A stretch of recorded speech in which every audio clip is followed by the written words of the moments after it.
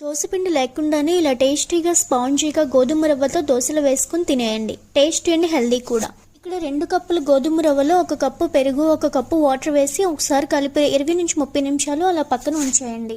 చట్నీ కోసం ప్యాన్లోకి ఆయిల్, పచ్చిశనగపప్పు, మినప్పప్పు వేసి 2 నిమిషాలు వేయించండి. ఇప్పుడు అందులో 6 పచ్చిమిర్చి, 15 వెల్లుల్లి, పెద్ద సైజు ఉల్లిపాయ ముక్కలు, తరిగిన టమోటో ముక్కలు, చిన్న చింతపండు వేసి 5 నిమిషాల పాటు ఫ్రై చేయండి. కాస్త కరివేపాకు వేసి బాగా కలిపి చల్లనివ్వండి.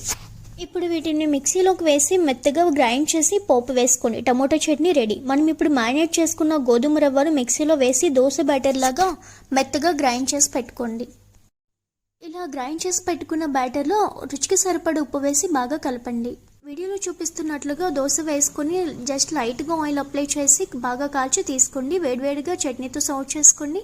టేస్టీగా ఉంటుంది. మీకు కూడా నచ్చిందని అనుకుంటున్నాను. నచ్చితే లైక్ చేయండి, సబ్స్క్రైబ్ చేసుకోండి. Thank you for watching.